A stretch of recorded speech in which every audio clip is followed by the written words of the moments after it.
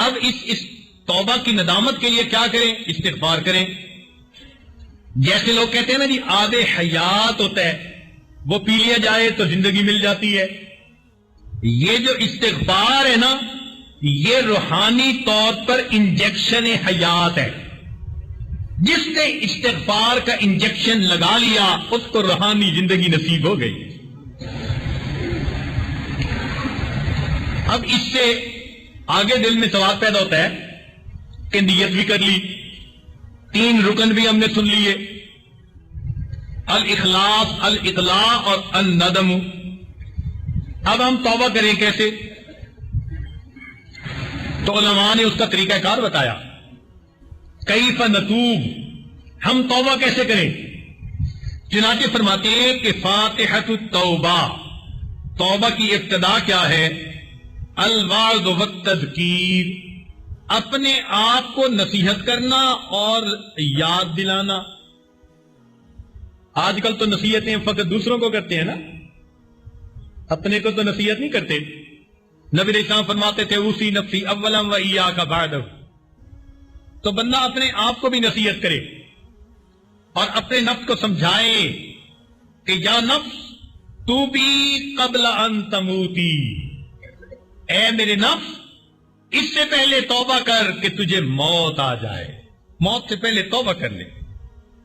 تو اپنے دل میں سوچے اور اپنے آپ کو سمجھانے کی کوشش کرے. جیسے لوگ کہتے ہیں نا جی میں نے اپنے آپ کو بڑا سمجھایا، اسی کو فاتحۃ التوبہ کہتے ہیں کہ اپنے آپ کو سمجھائے بندہ کہ بس کر، اب گناہوں سے باز آ جا، اب اللہ کی نافرمانی سے رک جا. دوسرا عمل عدل النفس عن مواطن المعصیہ، جو گناہوں کے مواقع ہیں، جگہ ہیں، مواطن ہیں، ان سے انسان اپنے آپ کو دور لے جائے، چھوڑ دے وہ جگہ. اگر کہیں بیٹھ کے غیبت کرتا تھا تو اس جگہ پہ جانا بند کر دے، شراب پیتا تھا وہ محفلیں چھوڑ دے، فلمیں دیکھتا تھا ان جگہوں پہ جانا چھوڑ دے، ایسی جگہوں پہ جانا ہی بند کر دے جن جگہوں پہ جا کر وہ اللہ تعالیٰ کی نافرمانیاں کرتا تھا. ان جگہوں پہ جانا چھوڑ دینا، یہ دوسرا عمل. آج جن کو ہم دوست سمجھتے ہیں نا، کل قیامت کے دن یہی سب سے بڑے دشمن ہوں گے. الاخلاء یومئذ بعضهم لبعض عدو الا المتقین، سوائے متقیوں کے جتنے بھی دوست ہوں گے قیامت کے دن ایک دوسرے کے دشمن بن جائیں گے. اس لیے برے دوستوں سے بچائیں ہم اپنے آپ کو. انسان کہے گا یا لیتنی لم اتخذ فلانا خلیلا، آئے میری کم بختی، ہائے افسوس میں نے فلاں کو اپنا دوست نہ بنایا ہوتا. آج تو تعلق جوڑتے ہیں نا، فون کے ذریعے سے، میسیجز کے ذریعے سے، پیغاموں کے ذریعے سے، ملاقاتوں کے ذریعے سے، اور اتنا انسان اندھا ہو جاتے ہیں، دعائیں مانگتے ہیں. ایک نوجوان کہنے لگا میں روز 2 رکعت نفل پڑھتا تھا کہ فلاں میری کزن میرے ساتھ گناہ کے لیے آمادہ ہو جائے.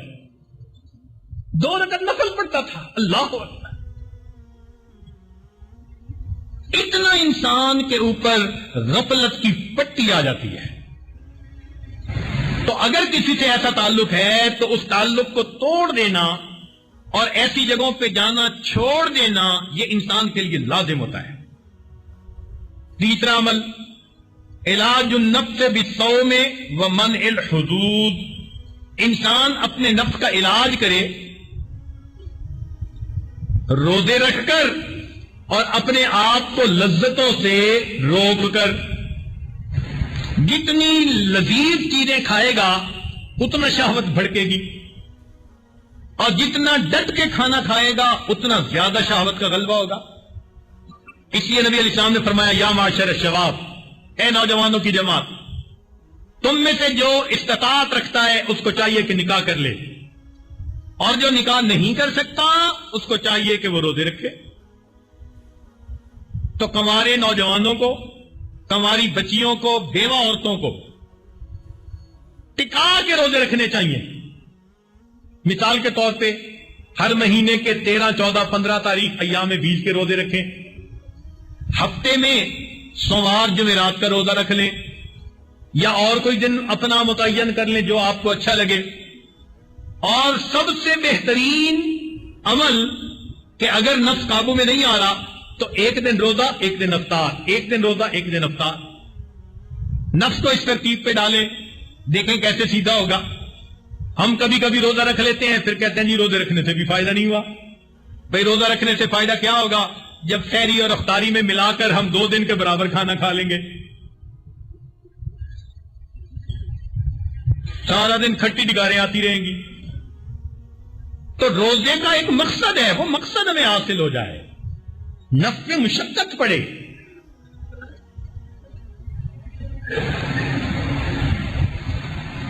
چنانچہ فرمایا انتا خود من نفسک الراحہ وتنزل بها التعب ونقصان المباح۔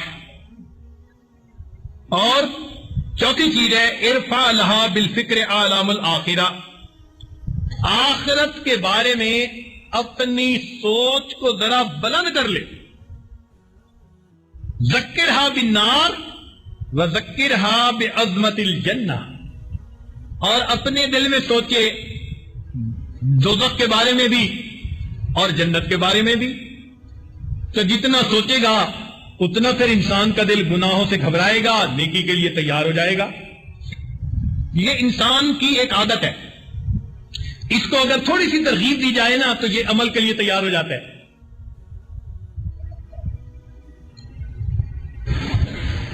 چھوٹا بیٹا سیف اللہ چھوٹا تھا تو ایک دفعہ اس کے سامنے میں نے جنت کا تذکرہ شروع کر دیا، اور وہ سنتا رہا۔ میں نے بتایا ایسے مکان ہوں گے، باغ ہوں گے، بہاریں ہوں گی، مزے ہوں گے، کھانے ہوں گے، اللہ تعالیٰ کا دیدار ہوگا، مزے کی محفلیں ہوں گی۔ جب آدھا پونا گھنٹہ اس کو یہ بات بتائی تو اس کے بعد مجھ سے پوچھتے ہیں ابو جی چلے پھر وہاں۔ تو انسان کی عادت ہے کہ جب اس کو ترغیب دی جائے تو اس کا دل تیار ہو جاتا ہے، متوجہ ہو جاتا ہے۔ تو ہم بھی اپنے آپ کو، اپنے نفس کو متوجہ کریں نیکی کی طرف، وہ تیار ہو جائے گا آخرت کے لیے۔ اور آخری چیز تحطیم الاسنام، کہ اپنے بتوں کو توڑے، بتوں کو توڑ، تخیل کے ہوں کہ پتھر کے، ان بتوں کو توڑنا پڑتا ہے، آفاقی ہوں یا انفسی۔ جب تک بتوں کو نہیں توڑے گا تب تک اللہ تعالیٰ کی ذات سے واصل نہیں ہوگا۔ اگر کہیں تعلقات ہیں ان کو چھوڑ دے اور پھر یوں کہے اللہ ترکت اللات والعزى جميعا، ترکت اللات والعزى جميعا كذلك يفعل الرجل البصير۔ اے اللہ سب لات اور منات میں نے توڑ ڈالے، اور عقل بصیرت رکھنے والا بندہ وہ پھر ایسے ہی کیا کرتا ہے۔ تو ہم بھی اللہ کی رضا کے لیے ان نفسانی خواہشات کے بتوں کو توڑ ڈالیں۔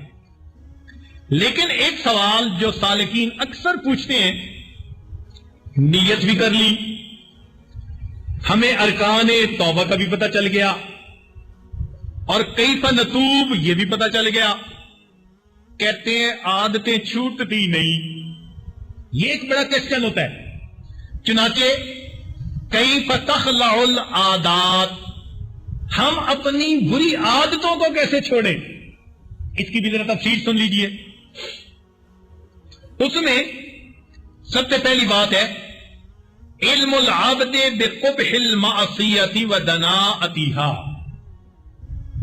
انسان کو معصیت کی قباحت اور اس کے گھٹیا پن کا پتہ چل جائے کہ گناہ کتنا برا اور کتنا گھٹیا عمل ہے۔ یہ سب سے پہلی بات ہے، اس لیے کہ جو انسان گناہ کرے گا تو گناہوں کا اثر تو اس کے اوپر آئے گا۔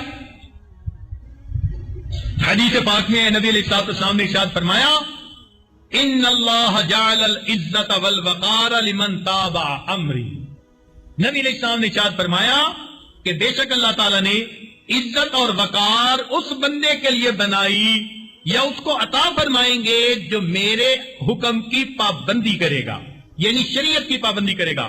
اور فرمایا وَجَعَلَ الذِّلَّةَ وَالصِّغَارَ عَلَى مَنْ خَالَفَ أَمْرِي، اور جو میرے حکم کی نافرمانی کرے گا اللہ تعالیٰ نے اس بندے کے لیے ذلت اور چھوٹا پن بنایا ہے. تو ہم شریعت پر عمل کریں گے تو عزتیں ملیں گی، اور معصیت کے مرتکب ہوں گے تو ذلتیں ملیں گی. لہذا عواقب المعاصی، گناہوں کا برا انجام، اس کے اوپر مستقل کتابیں لکھی ہیں ہمارے علماء نے. بہرحال چند ایک گناہوں کی وجہ سے جو انسان کو ذلتیں ملتی ہیں، پریشانیاں ملتی ہیں، وہ ذرا سن لیجیے. کہ ایک تو انسان سواد الوجہ، گناہ کرنے کی وجہ سے چہرہ سیاہ ہو جاتا ہے. سیاہ سے مراد چہرے پہ رونق نہیں رہتی، رانائی نہیں رہتی. چنانچہ گناہ کرنے والے بندے کا چہرہ اس کی چغلی کھا رہا ہوتا ہے، خدا کا موسم ہوتا ہے اس کے چہرے پہ، نحوست ٹپک رہی ہوتی ہے اس کے چہرے سے. یہ چہرہ سائن بورڈ بن جاتا ہے بندے کے عملوں کا. تنہائیوں میں چھپ کے جو گناہ کرتا ہے اللہ تعالیٰ ان کی ظلمت کو اس کے چہرے کے اوپر لیپ لگا دیتے ہیں. بے رونق چہرہ. تو گناہوں کی جو انسان کو ذلتیں ملتی ہیں ان میں سے ایک ذلت کیا؟ چہرہ بے رونق. چنانچہ اللہ والوں کے چہروں کو دیکھیں آپ کو تر و تازہ نظر آئیں گے، رانائی نظر آئے گی، تازگی نظر آئے گی، نور نمکتا نظر آئے گا. لیکن آپ دیکھیں کہ جو بندہ نماز نہیں پڑھتا، جو بندہ گناہوں کا خیال ہی نہیں کرتا کہ ہے یا نہیں، اس بندے کے چہرے کے اوپر آپ کو بے رونقی نظر آئے گی. تو سب سے پہلے چہرہ بے رونق ہو جاتا ہے. اسی طرح بے پردہ پھرنے والی عورتیں چاہے جتنے ہی لیپ لگاتی پھرے ان کے چہروں پہ رونق نہیں ہوتی، بے پردگی کے گناہ کی وجہ سے اللہ تعالیٰ ان کے چہروں سے رونق اٹھا لیتا ہے. اب فیئر اینڈ لولی کریمیں کیا کرے گی؟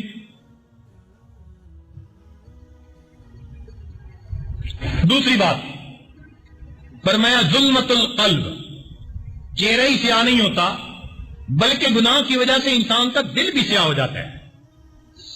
پھر فرمایا ضیقہ وغمہ، دل کے اندر غم ہوتا ہے اور تنگی ہوتی ہے،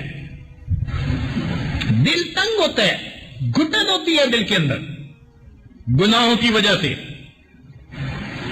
پھر اگلی بات فرمائی ذوفہ عن مقاومت عدوہ، اپنے دشمنوں کے مقابلے میں اس بندے کے اندر کمزوری اور پستی آ جاتی ہے.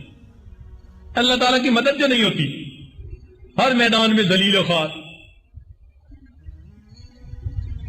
ذلت بعد عزہ، اس بندے کو عزتوں کے بعد اللہ تعالیٰ ذلتیں عطا فرما دیتے ہیں. اور ایک اثر گناہ کا زوال الانس و استبدال الوحشت بینہ و بین اہلہ، اس کے اور اس کے اہل خانہ کے درمیان محبت ختم کر دی جاتی ہے، وحشت کو ڈال دیا جاتا ہے. چنانچہ کہتے ہیں جی ہمیں بیوی اچھی نہیں لگتی، اور بیویاں کہتی ہیں کہ خاوند کے ساتھ ہماری طبیعت ملتی ہی نہیں ہے. یہ گناہوں کا نتیجہ. نوجوان آ کے بتاتے ہیں کہ باہر بد نظریاں کرتے پھرتے ہیں، گھر میں نیک خوبصورت اچھی بیویاں ہوتی ہیں، کہتی ہیں ادھر دھیان ہی نہیں جاتا. یہ جو اللہ تعالیٰ نے محبت کو وحشت میں بدل دیا، یہ گناہ کی وجہ سے ہوتا ہے. استغفار کثرت سے کریں گے تو اللہ تعالیٰ بیوی کے ساتھ محبت پیدا فرما دیں گے. پھر دیکھیے کہ یہ بات یہی نہیں ہوتی کہ بندے اور اس کی بیوی کے درمیان یہ محبت وحشت میں بدل جاتی ہے، نہیں، بلکہ ثم بینہ و بین نفسہ، بندے اور اس کے نفس کے درمیان وحشت، اپنا آپ ہی اچھا نہیں لگتا، مرنے کو دل کرتا ہے، خودکشی کرنے کو دل کرتا ہے، اپنے آپ سے بیزار ہو جاتا ہے بندہ. آپ نے دیکھا نا کچھ لوگوں کو اپنے آپ سے ہی بیزار, ہر کسی کو گالیاں نکالتے ہیں, اپنے آپ کو بھی نکال رہے ہوتے ہیں. یہ اپنے آپ سے جو بیزار ہو گیا, یہ کیوں؟ اللہ تعالیٰ نے گناہ کی وجہ سے اس بندے اور اس کے نفس کے درمیان وحشت پیدا کر دی, بیزاری پیدا کر دی. اور پھر فرمایا کہ بات یہاں ختم نہیں ہوتی, ثم بینہ و بین اللہ, پھر بندے اور اللہ کے درمیان وحشت کا تعلق ہو جاتا ہے. بندے کو اللہ کا تذکرہ ہی اچھا نہیں لگتا.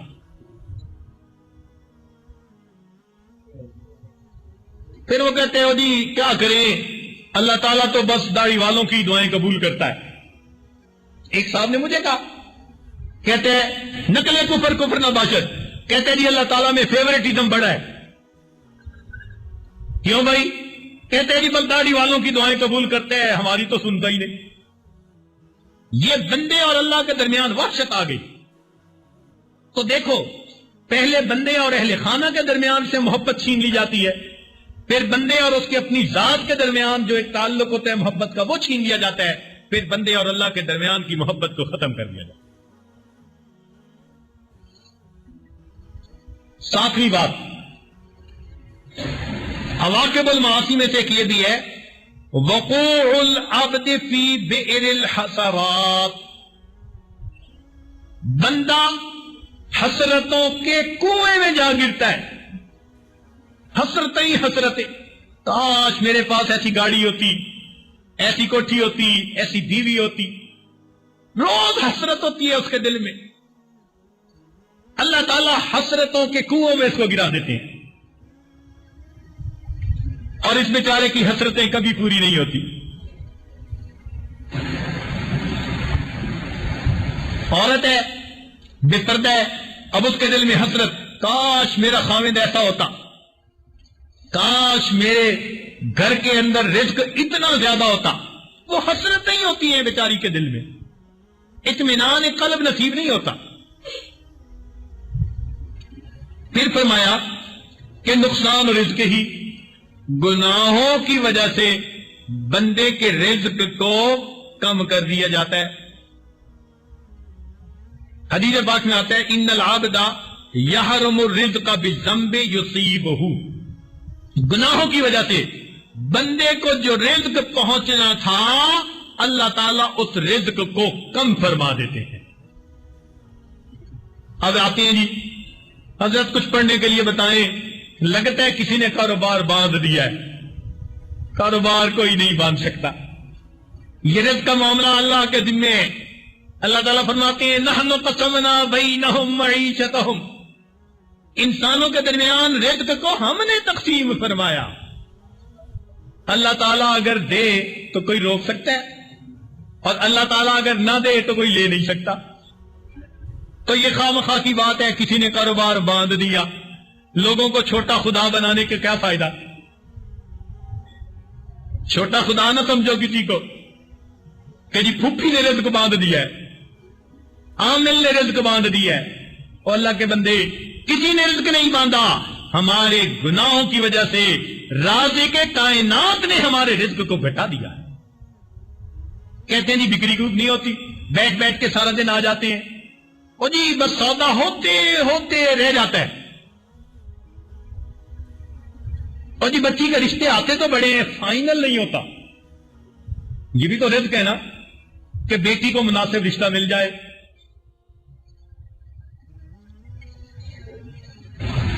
تو یہ گناہ ہوتا ہے کوئی نہ کوئی, جس کی وجہ سے یہ بندشیں ہوتی ہیں. اگر ہم سچی توبہ کر لیں تو اللہ رب العزت ہمارے رزق کی ان کوتاہیوں کو ختم فرما کے ہمیں سکون والا رزق عطا فرما دے. اچھا, یہاں ایک ذہن میں سوال پیدا ہوتا ہے, کئی شرابی کبابی دانی ہوتے ہیں اور پیسہ بھی بڑا ہوتا ہے, تو وہ حلال کا رزق کبھی نہیں ہوتا.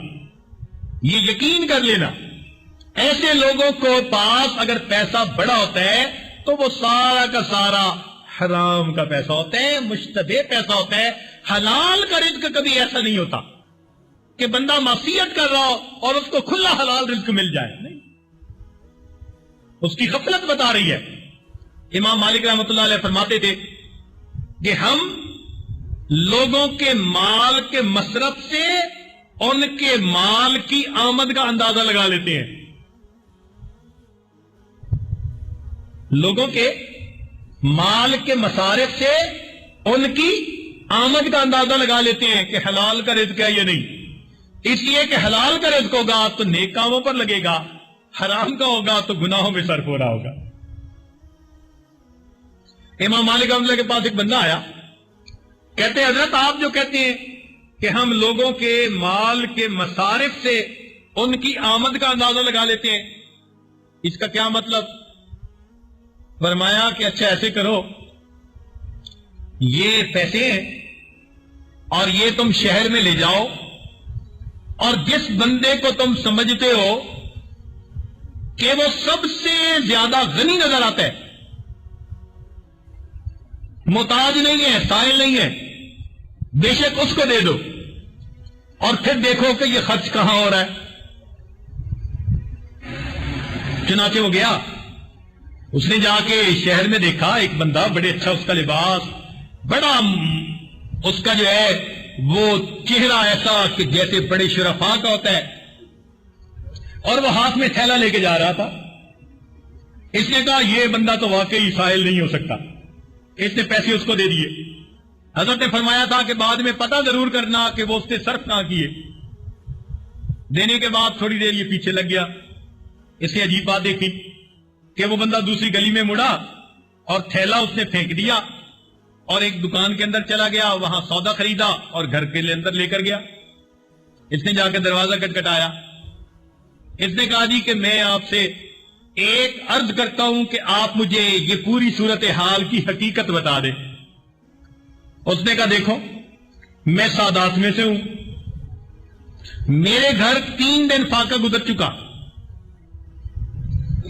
اور گھر کے بچے اس وقت مرنے کی حالت میں پہنچ گئے فاقے کی وجہ سے.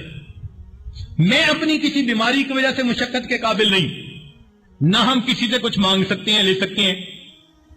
تو آج بچوں کو اس فاقے کی حالت میں تڑپتا دیکھ کر میں اٹھا اور میں نے باہر ایک مردہ بکری کو دیکھا، تو میں نے سوچا کہ چلو میں اس کا گوشت لے جاتا ہوں، میرے بچوں کے لیے اس اضطرار کی حالت میں یہ حلال ہے.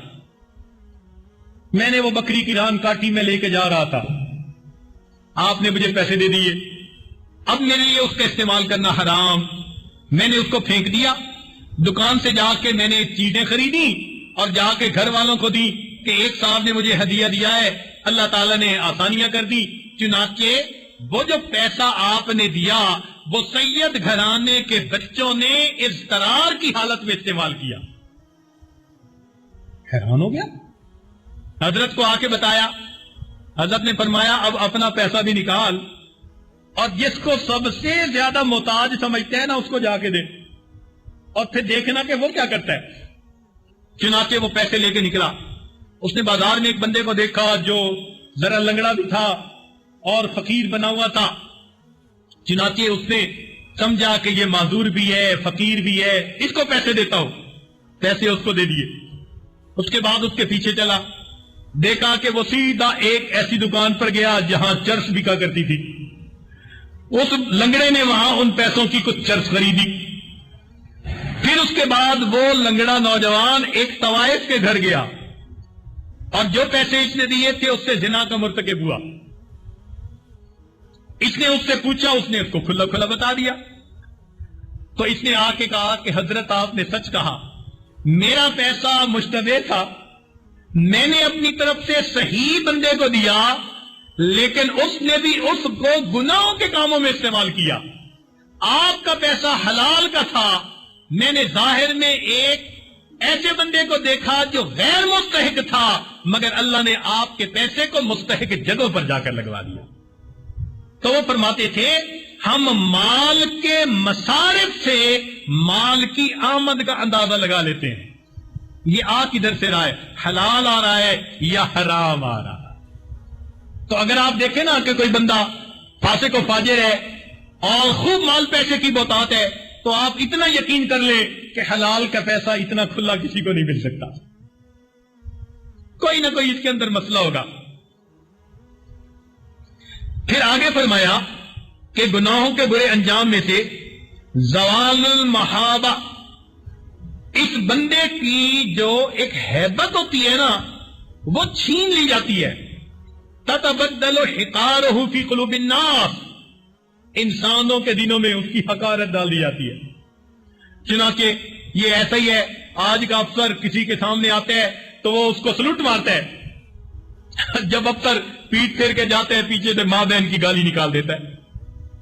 تو لوگ بھی اس بندے کی ایسی عزت کرتے ہیں. دل سے عزت کوئی نہیں کرتا، دل سے عزت کرتے ہیں اسی بندے کی جو نیکی اور تقوی پر زندگی گزارنے والا.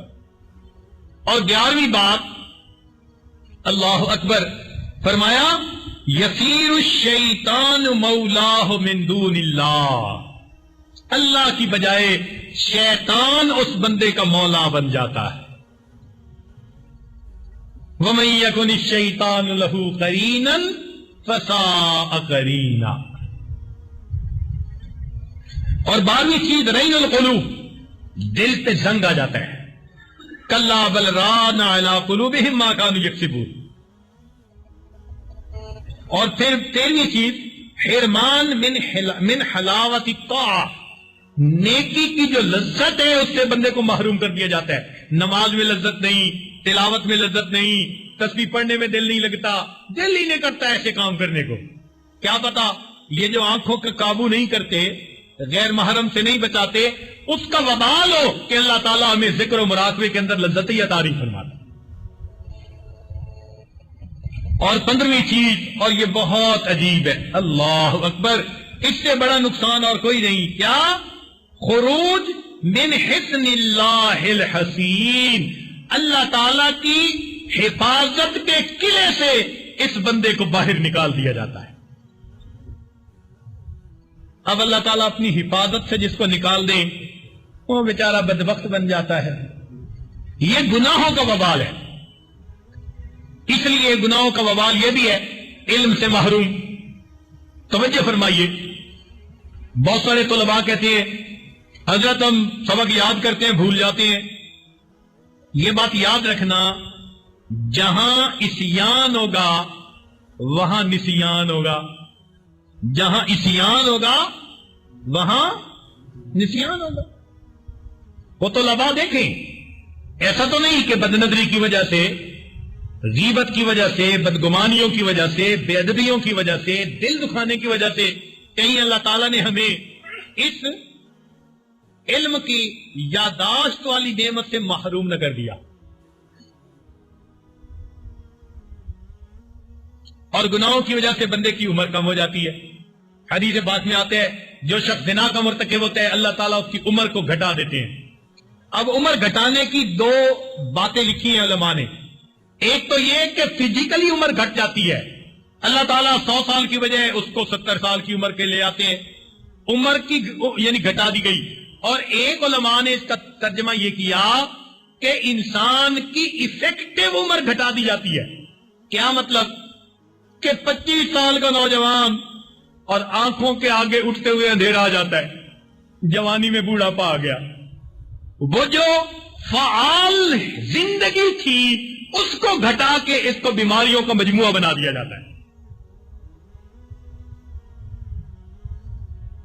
آج کل تو ایک 16 سال کا لڑکا میرے پاس آیا، حضرت لو بیک کی پین ہے مجھ سے چلا نہیں جاتا. 16 سال کی عمر اور اس میں لو بیک کی پین، کوئی جوڑ بنتا ہے؟ ایسے لگتا ہے کہ بیچارے بچے تھے اور بچپن کے بعد بڑھاپا آ گیا، جوانی انہوں نے کبھی دیکھی ہی نہیں ہے. یہ گناہوں کا وبال ہوتا ہے. اور گناہوں کا ایک اور وبال کیا ہے کہ گناہ کرنے والے کو دشمنان خدا کے ساتھ مشابہت ملتی ہے. اللہ کے دشمنوں سے مشابہت ہو گئی. اور گناہ کرنے والے کے لیے حدیث پاک کے مطابق اللہ تعالیٰ کی مخلوق ایسے بندے کے لیے لعنت برسا رہی ہوتی، فرشتے بد دعا کر رہے ہوتے ہیں اور اللہ تعالیٰ شیطان کو ان کے اوپر مسلط فرما دیتے ہیں. تو ہم اپنے گناہوں کو کیسے چھوڑیں؟ اس میں سب سے پہلی بات کہی تھی علم العبد بقبح المعصیۃ ودناءتها. اب جس کے دل میں گناہوں کی یہ سب نحوستیں بیٹھ گئیں، اب یہ بندہ گناہ کے قریب جانے سے بھی ڈرے گا، اپنی عادت کو ٹھیک کر لے گا۔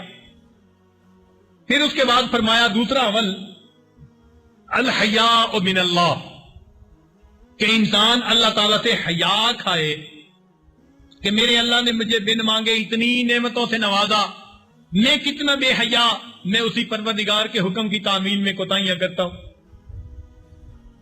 پھر فرمایا مراعات نعمت اللہ، اللہ تعالیٰ نے جو نعمتیں عطا کی ان کے بارے میں سوچے کہ بن مانگے اتنی نعمتیں دی اور میں اس کے باوجود اپنے رب کی نافرمانی کر رہا ہوں۔ اور چوتھا الخوف من اللہ، اللہ سے ڈرے۔ کبھی کبھی انسان کا ایک گناہ اللہ تعالی کی ایسی نظر میں آتا ہے کہ بندے کی پکڑ آ جاتی ہے۔ اللہ تعالیٰ فرماتے ہیں فَلَمَّا آسَفُونَا انتَقَمْنَا مِنْهُمْ، جب انہوں نے ہمیں گناہوں اور نافرمانیوں کے ذریعے سے متاسف کر دیا تو ہم نے بھی ان سے انتقام لیا۔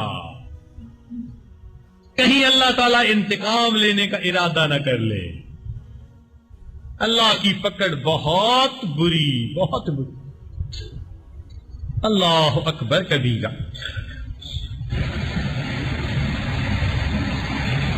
پھر فرمایا کہ کثر العمل وکثرت ذکر الموت، امیدوں کو چھوٹا کرنا اور موت کو کثرت سے یاد کرنا، یہ بھی گناہوں کے چھوڑنے کے لیے آسان نسخہ ہے۔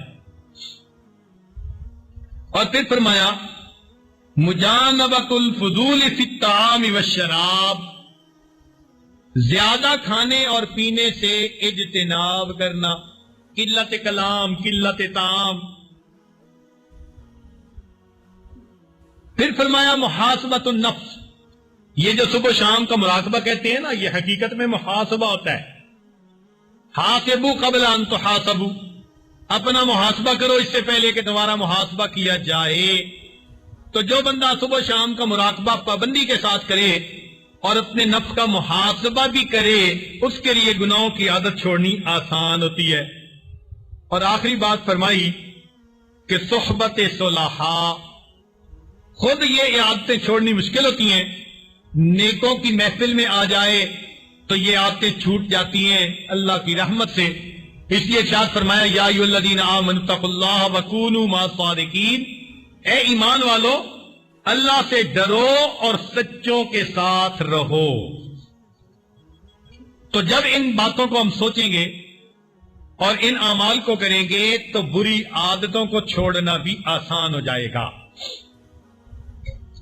اب آخری بات، علامت التوبۃ المقبولہ، کہ بندے نے توبہ تو کی، اپنی طرف سے بری عادتیں بھی چھوڑ دی، عمل بھی چھوڑ دیے، کیا پتہ توبہ قبول ہوئی یا نہیں ہوئی؟ تو اس کی بھی تو علامات ہیں نا۔ تو فرمایا علامات التوبۃ المقبولہ، کہ توبہ کی قبولیت کی علامات، جس سے پتہ چلتا ہے کہ میری توبہ قبول ہوئی یا نہیں ہوئی۔ ارشاد فرمایا ان یکون بعد التوبۃ خیر مما کان قبلہا، کہ توبہ کی قبولیت کی ایک نشانی تو یہ ہے کہ توبہ کرنے کے بعد پہلے کی نسبت انسان کی زندگی نیک اچھی ہو جاتی ہے۔ انسان کی زندگی علامت ہے اس بات کی۔ پہلے نمازیں قضا کر جاتا تھا، اب پابندی سے پڑھتا ہے۔ پہلے نمازیں پڑھتا تھا، اب جماعت کی پابندی کرتا ہے۔ پہلے جماعت کے ساتھ پڑھتا تھا، اب تکبیر اولیٰ کی پابندی کرتا ہے۔ پہلے فرض نمازیں پڑھتا تھا، اب تہجد کی بھی پابندی کرتا ہے۔ تو یہ انسان کی زندگی کے اندر جو خیر آتی ہے وہ بتاتی ہے کہ توبہ اللہ نے قبول فرما لی۔ دوسری بات فرمایا اللہ یزال الخوف من العودۃ الی الذنب مصاحبا لہ، کہ سچی توبہ کی ایک نشانی یہ بھی ہوتی ہے کہ بندہ ہر وقت خوف دل میں رکھتا ہے کہیں میں دوبارہ گناہوں کی طرف نہ مائل ہو جاؤں۔ وہ اپنے نفس کے اوپر بھروسہ نہیں کر لیتا کہ جی اب میں نے توبہ کر لی بس کوئی بات نہیں. نہیں، ڈرتا رہتا ہے کہ کہیں دوبارہ میں اس راستے میں نہ چل پڑوں. اپنے نفس پہ کبھی بھی اعتماد نہیں کرتا.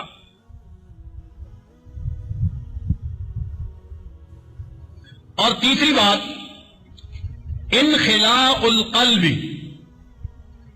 وتقطعه ندما وخوفا من العقوبة العاجلة والآجلة، کہ انسان کا دل گناہوں کی چاہت سے خالی ہو جائے. یہ میں مفہوم بیان کر رہا ہوں سمجھانے کی خاطر. لفظی ترجمہ کروں گا تو پھر سمجھانے کے لیے لمبی بات کرنی پڑے گی. یعنی دل سے گناہوں کی حسرت نکل جائے، یا یوں سمجھیں کہ انسان گناہوں سے بے تما ہو جائے.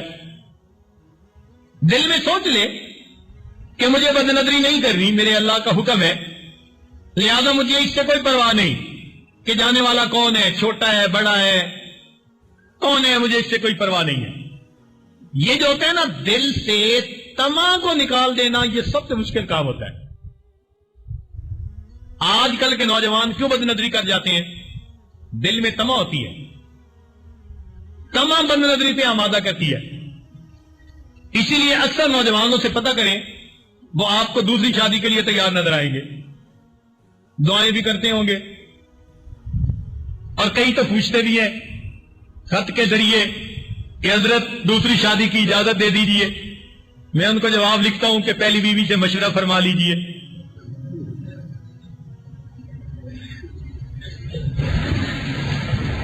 تو یہ جو ہے نا مطلب ہے دل میں سے حسرت نہیں نکلتی، یہ بڑی مصیبت ہے. حسرت نکال دیں.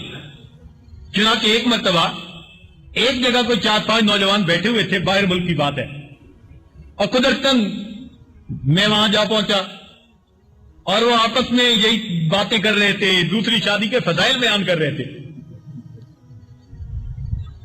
وہ طلباء. خیر ان کو میں نے بٹھایا، ان کو سمجھایا. میں نے کہا بھائی دیکھو، اگر تو یہ دوسری شادی کے چکر میں پڑنا تو پھر علم کا کام گیا تمہارے سے، پھر علم تمہارے سے نہیں جو ہے نا آگے کام آئے گا. آج وہ زمانہ نہیں ہے کہ 2 شادیاں بھی چلاؤ ساتھ علم کے کام بھی کرو.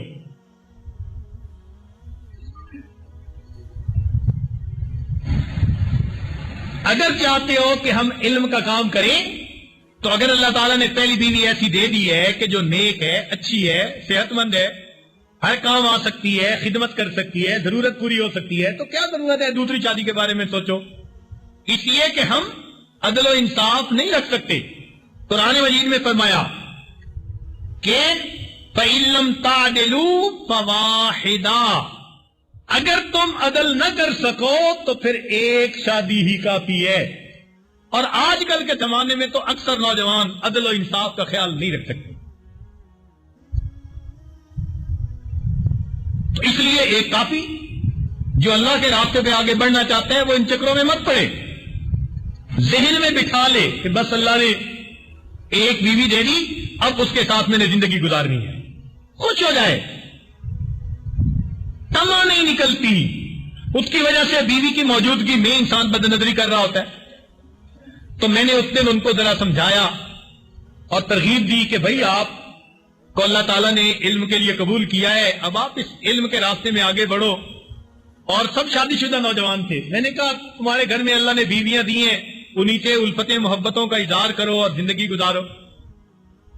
خیر سب نے وعدہ کر لیا کہ ہم بد نظری نہیں کریں گے، یہ نہیں کریں گے، اور واقعی آج ہم بے تما ہو گئے. خیر کچھ دنوں کے بعد ان میں سے ایک حافظ صاحب تھے، وہ میرے پاس آئے، کہنے لگے حضرت صاحب جس دن سے ہم نے بات کا عہد کیا کہ ہمیں باہر کسی سے کوئی تما نہیں، اس دن سے پتہ نہیں کیا بیوی ہمیں بڑی اچھی لگنے لگ گئی ہے. یہ فطری بات ہے. جب انسان باہر سے بے تما ہو جائے گا تو اللہ رب العزت اسے گھر کے اندر الفت محبت عطا فرما دے. یہ فطری چیز ہے. اور چوتھی بات، کثرت خاصۃ لا تحدث الا للطائب. جس کی سچی توبہ ہوتی ہے نا، اس بندے کے اندر پھر عاجزی آ جاتی ہے، اس کے اندر आजिज़ी आ जाती है। वो बात भी करता है तो पता चलता है कि हाँ ये बंदा अपने आप को खताकार गुनाहगार समझकर तौबा करने वाला बंदा है और अब आजिज़ी के साथ दूसरों के साथ पेश आ रहा है। उसमें उजब और तकब्बर नहीं होता, आजिज़ी आती है।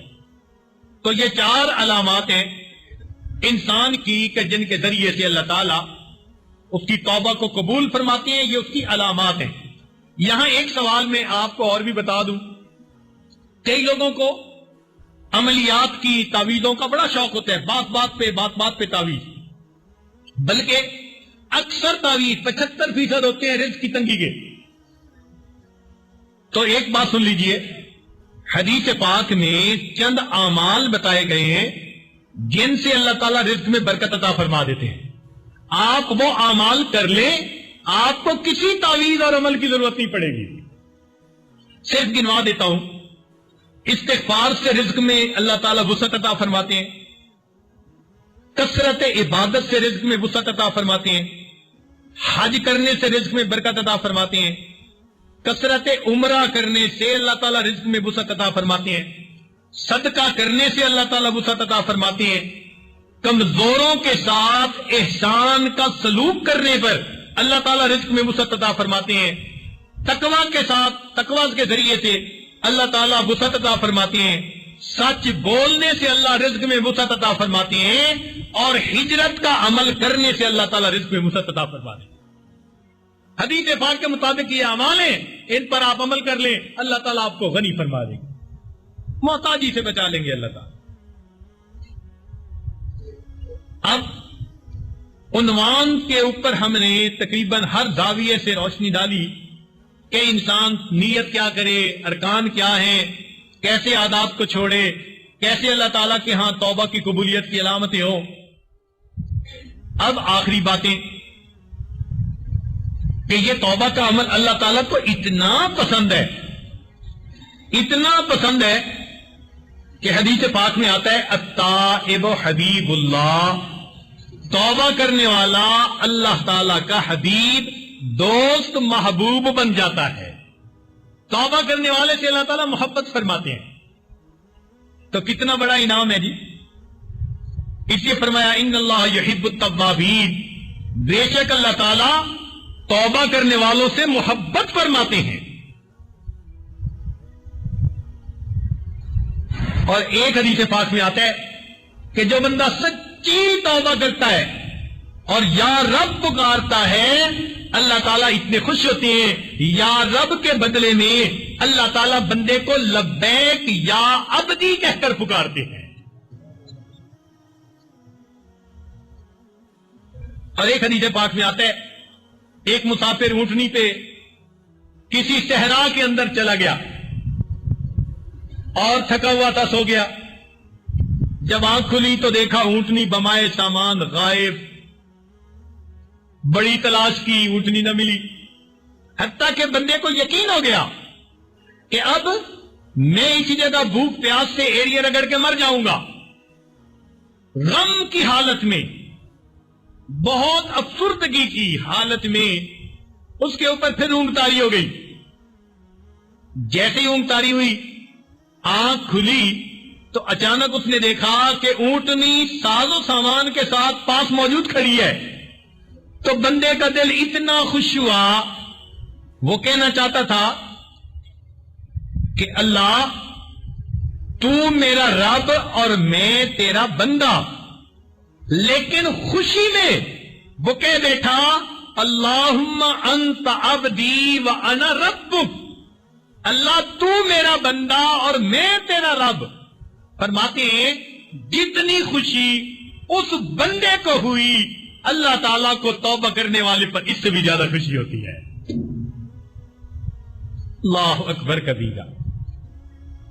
तो जब तौबा पर अल्लाह ताला इतने खुश होते हैं तो भाई हमें चाहिए कि आज की इस मजलिस में हम अपने तमाम गुनाहों से सच्ची पक्की तौबा कर लें। खतीबुल अंबिया शुएब अलैहिस्सलाम ने अपनी कौम को फरमाया कि ऐ मेरी कौम, इस्तगफिरू रब्बकुम सुम्मा तूबू इलैहि, रब के सामने इस्तिग़फार करो, तौबा करो, ان ربی رحیم ودود، میرا رب بڑا رحیم ہے اور بڑی محبت کرنے والا ہے۔ تو بھئی ہم بھی اگر توبہ کریں گے اللہ تعالیٰ ہم پر بھی رحمت فرمائیں گے اور ہمیں بھی اللہ تعالیٰ ہم سے بھی محبت فرمائیں گے۔ تو بھئی ہم اپنے گناہوں سے سچی پکی توبہ کر کے آئندہ نیکوکاری کی زندگی گزارنے کا دل میں ارادہ کر لیں۔ یہ اللہ تعالیٰ کا ہم پر احسان ہے۔ پہلی امتوں کے لوگ گناہ کرتے تھے تو ان کے دروازوں پہ لکھا جاتا تھا کہ اس بندے نے یہ گناہ کیا۔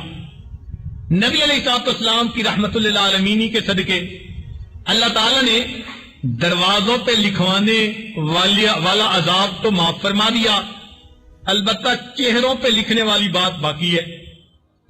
جو بندہ بھی گناہ کرتے ہیں اللہ چہرے پہ لکھوا دیتے ہیں اور پڑھنے والے پڑھتے ہیں اس کو۔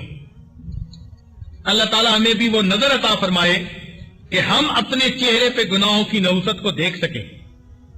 تاہم اللہ رب العزت ہیں، ان کی عظمتوں کو سامنے رکھیں اور پھر یہ دیکھیں ہم اس پروردگار کے حکم کی نافرمانی کرتے پھرے، ہم نے کتنی بڑی غلطی کر لی، کتنی بڑی کوتاہی کر لی۔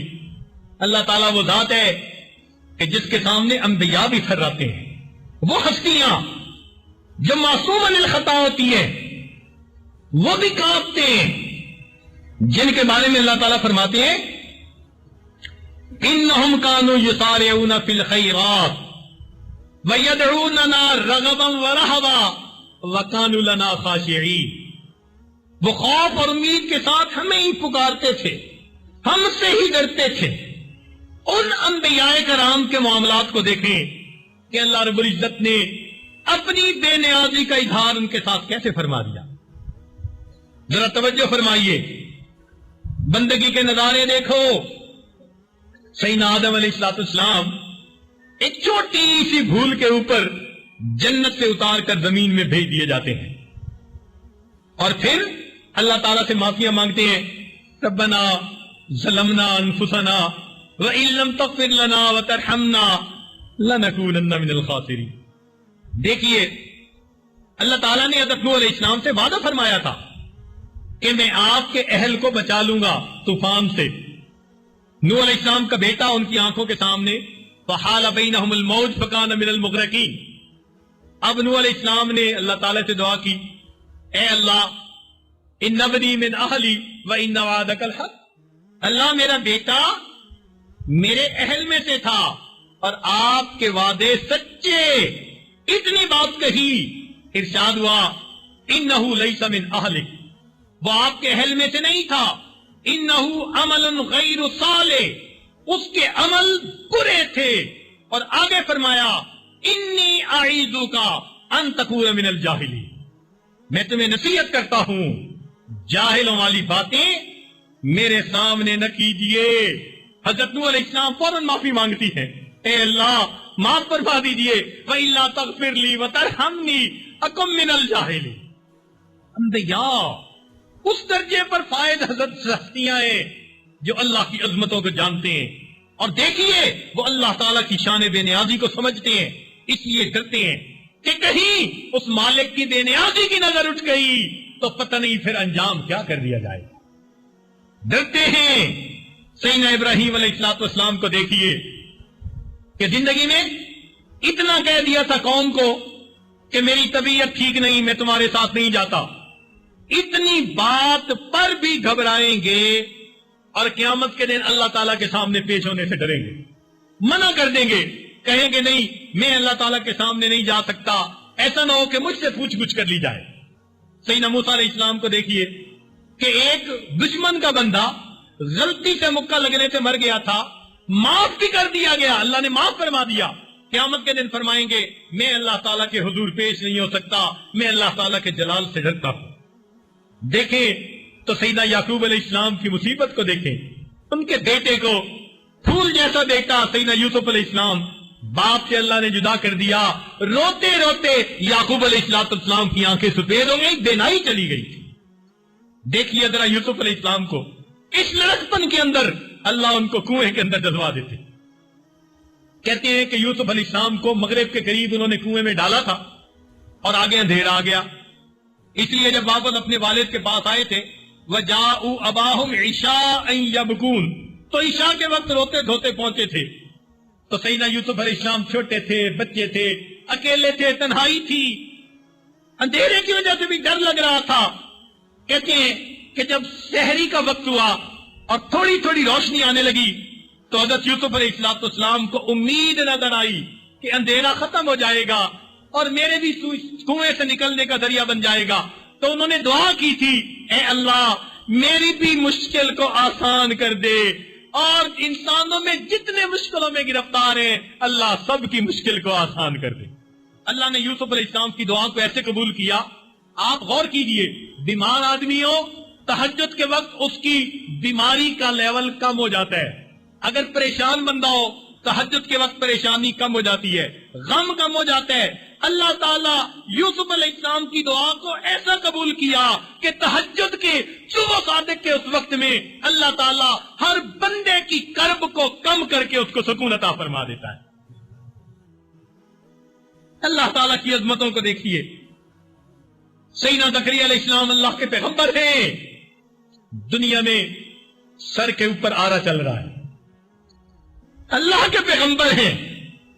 اللہ اکبر، اللہ آپ اپنی عظمت دکھاتے ہیں.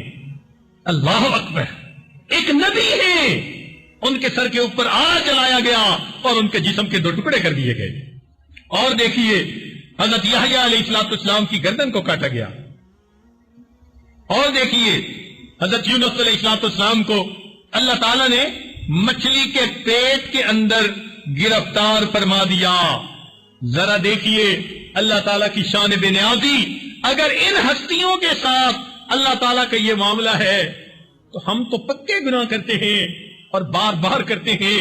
اگر اللہ تعالیٰ کی بے نیازی کی نظر ہماری طرف اٹھ گئی پھر ہمارا کیا بنے گا؟ آج وقت ہے ہم اپنے گناہوں سے سچی توبہ کر لیں. وہ اتنا بے نیاز ہے، بلم باور 500 سال اللہ کی عبادت کرتا ہے، مستجاب الدعوات تھا.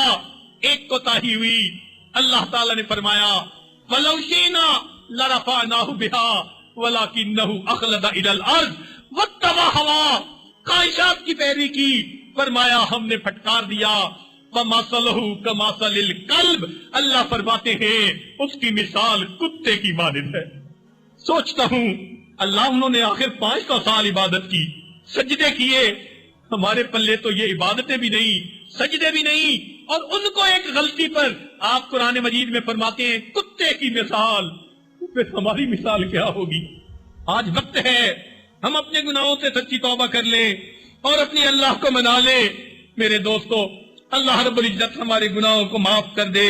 ہم نے جو بھی گناہ کیے چاہے وہ ارادے سے کیے یا بغیر ارادے کے کیے، مگر اللہ آپ ہم پر مہربانی فرما دیجئے.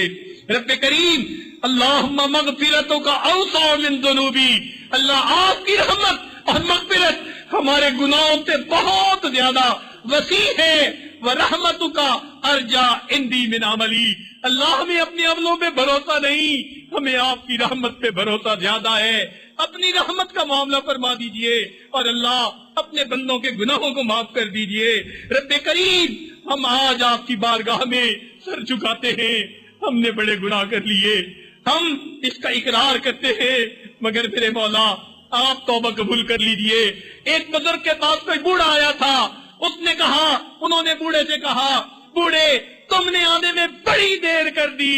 تو بوڑھے نے جواب دیا تھا، اللہ تعالیٰ نے فرمایا ہے انما التوبۃ علی اللہ للذین یعملون السوء بجہالۃ، بے شک اللہ کے پر لازم ہے اس بندے کی توبہ کو قبول کرنا جو جہالت کی وجہ سے گناہ کر بیٹھے.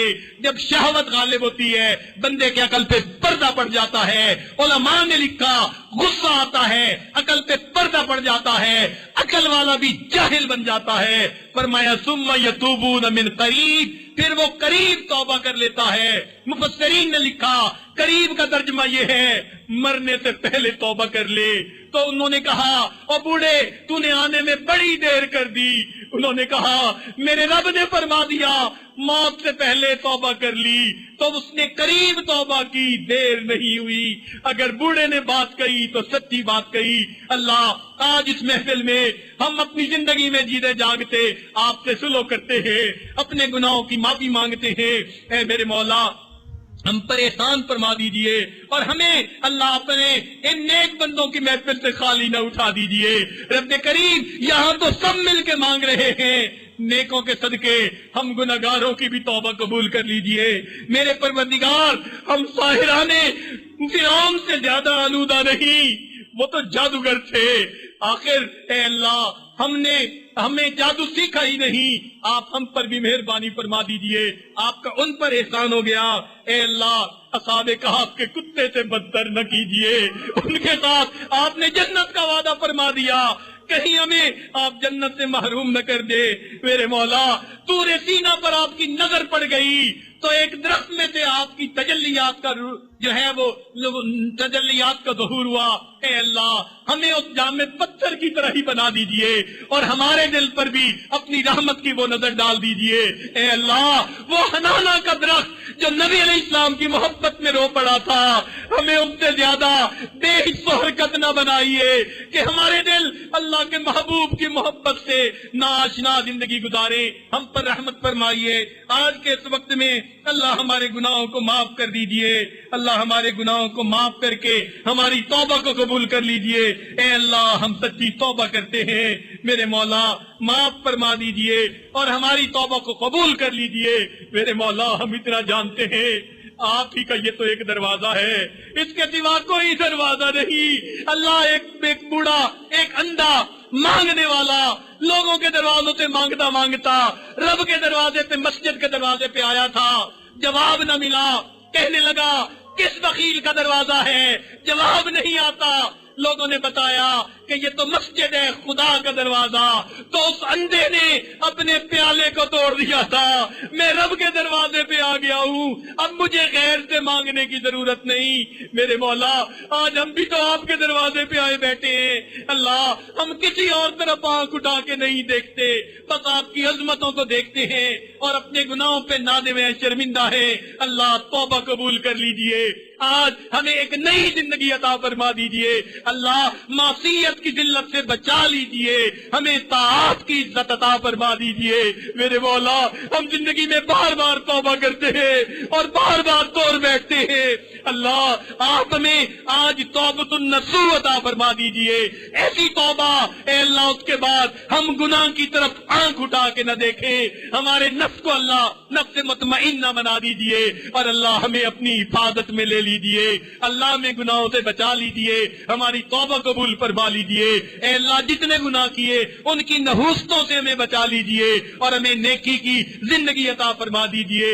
رب کریم ہم پر احسان فرمائیے اور آج کی اس محفل میں ہماری توبہ کو قبول فرما لیجئے۔ وآخر دعوانا ان الحمدللہ رب۔ ویڈیو کے نیچے سبسکرائب کے بٹن پہ کلک کریں، بیل کے آئیکن پہ کلک کیجئے تاکہ ہر نئی ویڈیو کی نوٹیفیکیشن